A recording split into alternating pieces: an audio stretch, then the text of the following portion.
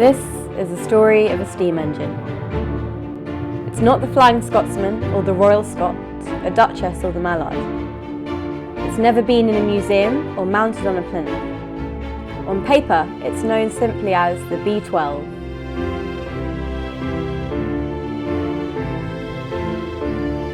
But to the volunteers who keep it running, it's known as the 1500, the Wandering 1500.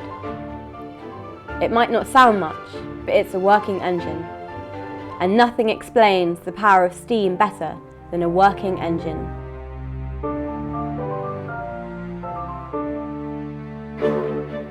Saved from the cutter's torch over 50 years ago, it is unique, the last of 81. It survives today thanks to nothing more than hard work and perseverance. She pulled her last train for British Railways over 50 years ago in 1963, hauling a special train for 260 miles from London to Rugby and back again.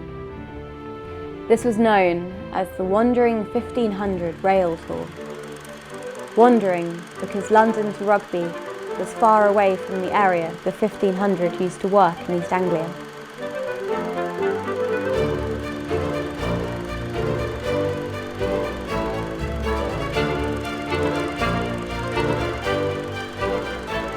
It was organised by the then embryonic M&GN Society, which is now the supporting charity of the North Norfolk Railway. And 50 years to the day that she was prepared for the Wandering 1500 Rail Tour on Willesden Shed in London, Keith Ashford, the locomotive engineer of the M&GN Society, is doing the same, preparing the very same engine at Webben Shed, ready for an important day. It's a big day for Keith too, as he spent much of his childhood helping to restore the engine during the 30 years volunteers slowly toiled away repairing it. For those 3 long decades, the volunteers tried valiantly to overhaul the engine, but it was fraught with problems. Contractors went bust, plans changed, and eventually the locomotive was moved all the way to Germany to be restored. In 1995, she steamed once again, and for over 10 years, she worked up thousands of miles from the North Norfolk Railway between Sheringham and Holt. But by 2007, she was worn out and in need of major repairs. All those miles had taken their toll, and a full nuts and bolts overhaul was required to keep her running. Stone cold and stripped bare, the massive task began in earnest in 2008. Finding the skills to repair such a huge piece of Edwardian engineering isn't easy. The boiler, lifted out from the frames, was sent for overhaul by a boilersmith contractor in Kent. The engine frames and wheels went to Bury, near Manchester, for overhaul by locomotive engineers Riley and Sons. The tender stayed for overhaul in Webben workshops.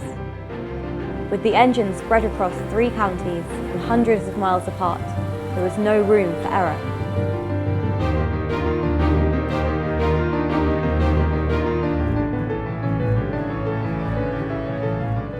By 2009, the work was well underway. In Kent, the boiler work was nearing completion, with a huge amount of work being done.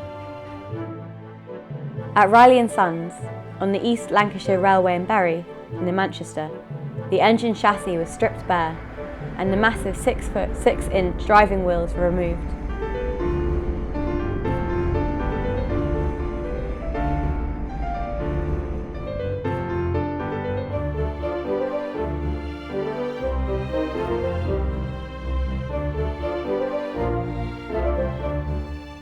The locomotive frames were placed on temporary wheels, or skates, to move it around the workshops.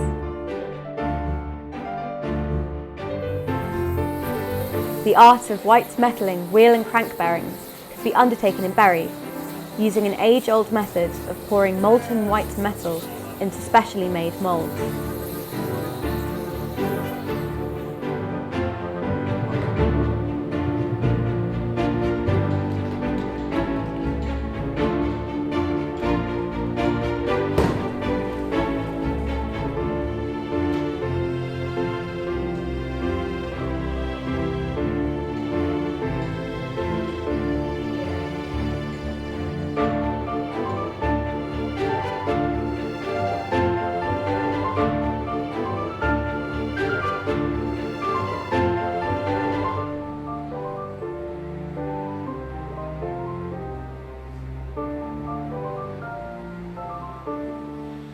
Meanwhile, at Wubben, repairs on the tender were well underway.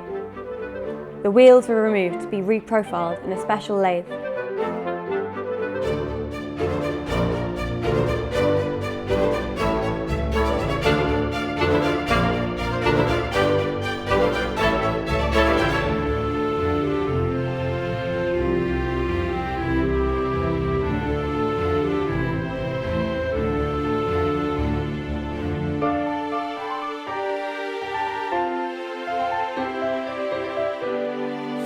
Whilst the tank and frames were sandblasted to remove years of rust and grime.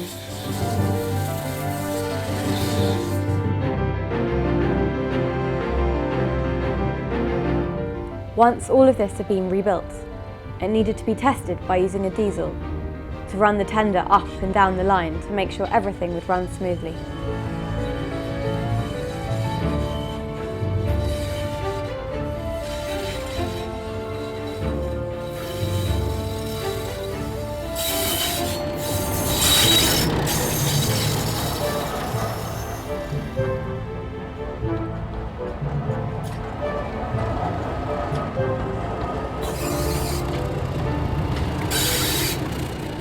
In 2011, with the boiler works and tender both completed, all parts of the engine could finally be reunited in Bury. With the list of jobs now getting ever smaller, it was time to look towards the final reassembly.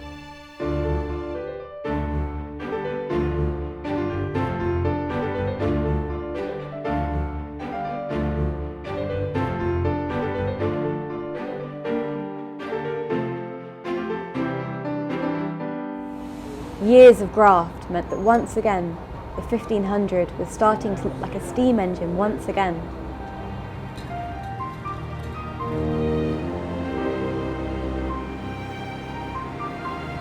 Detail jobs, such as the intricate hand-painted lining, could begin on the engine, meaning for the first time in nearly 20 years, she would roll out the workshops in her original apple green livery as she first looked in 1928.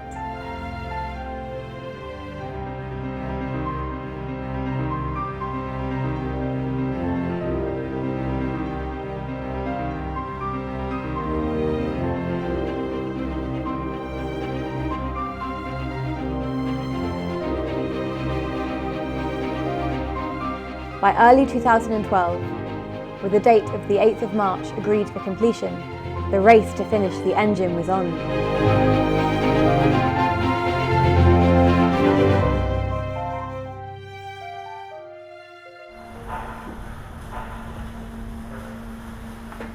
Locomotive engineer of the M&GN Society, Keith Ashford, oversaw the first test runs on a soggy East Lancashire railway in February.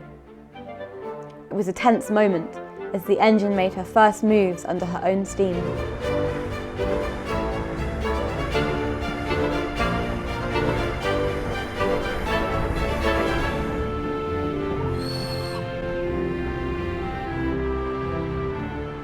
Everything had been meticulously reassembled and double-checked, but the runs threw up a few leaks and blows, which had to be repaired just in time for the fully completed engine to return to Sheringham.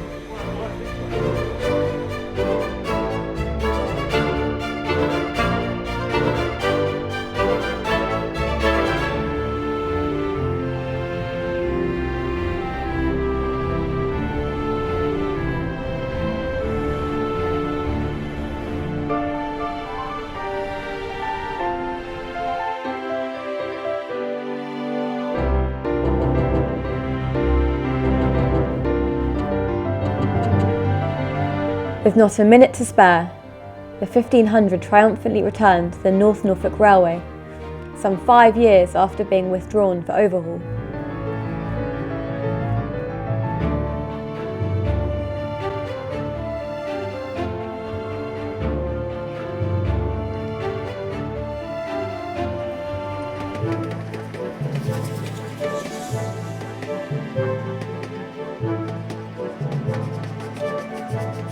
Retired railwaymen who worked on her, drove her, and fired her during their careers were invited to visit, along with hundreds of supporters of the railway.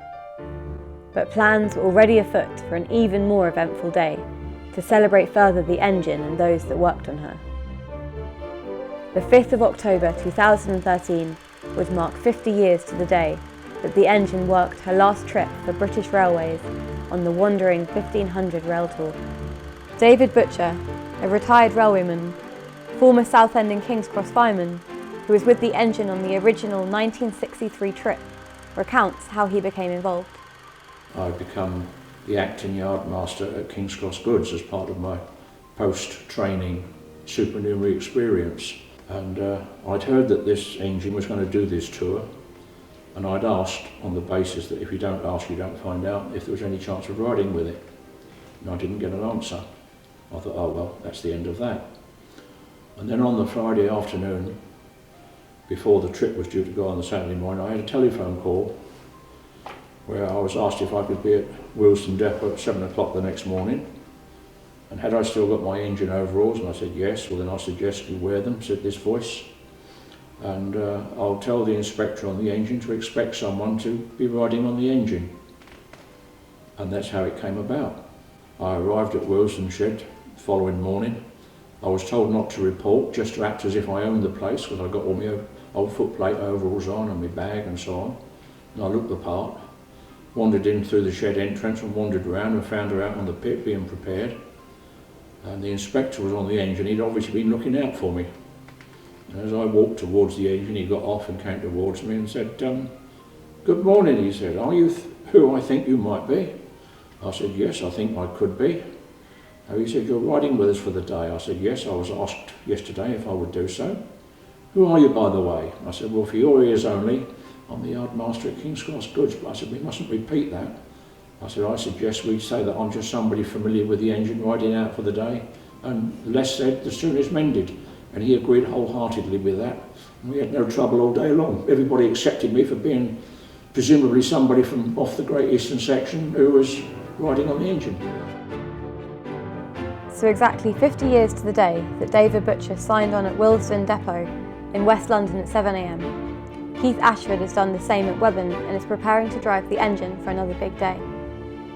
There's a lot to get done, and there's no question of being late this morning.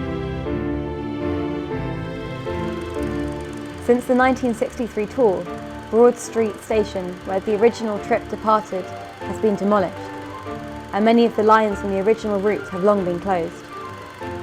So a special train, under the guise of the Wandering 1500 name, has been booked to run from King's Cross to Holt, where it will be hauled by the real Wandering 1500 for the final stretch of its journey.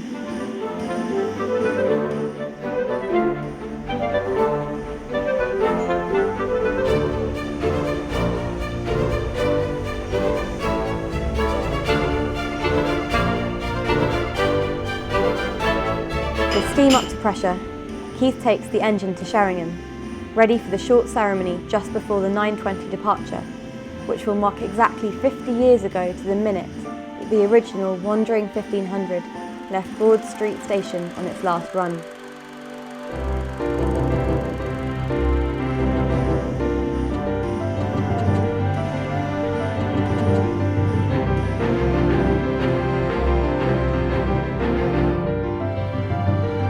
Riding with Keith on the footplate for the day is David Butcher, who is more than familiar with the engine, having worked on B12s as a cleaner and latterly fireman at Southend Shed in 1951.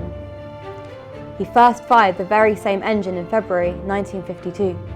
First time I fired a B12 was in February 52, when I had the sister engine to our own engine, 1573, working to Shinfield and back from Southend.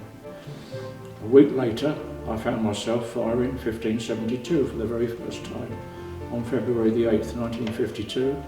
They were always known to us enginemen as 1500s because that goes back to the old Great Eastern Railway numbers, which were 1500 upwards.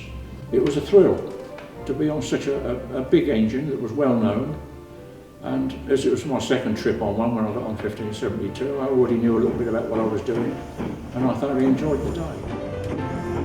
With the 9:20 departure underway and the mainline rail tour eating up the miles to Norwich and latterly Sheringham, the day is well underway. Keith and his fireman Harry work for 1500 to Holt, overseen by David Butcher, and everything is running like clockwork.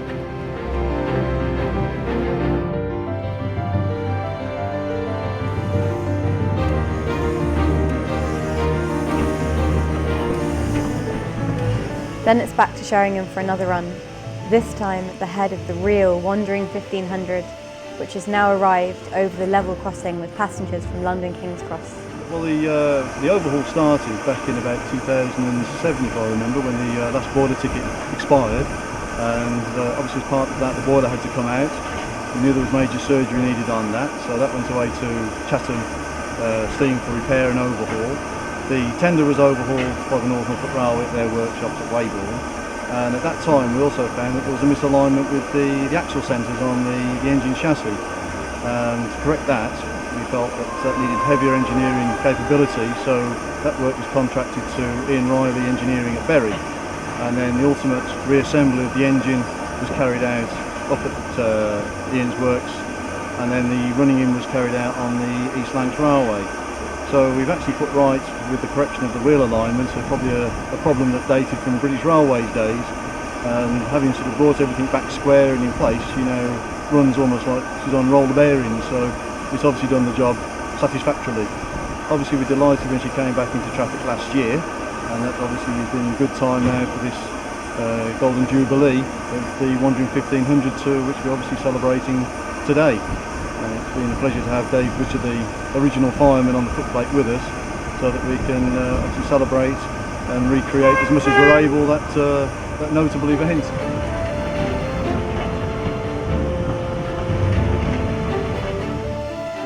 With the engine backed onto her train and the original headboard from 1963 on the smokebox, they're ready to go and spot on time.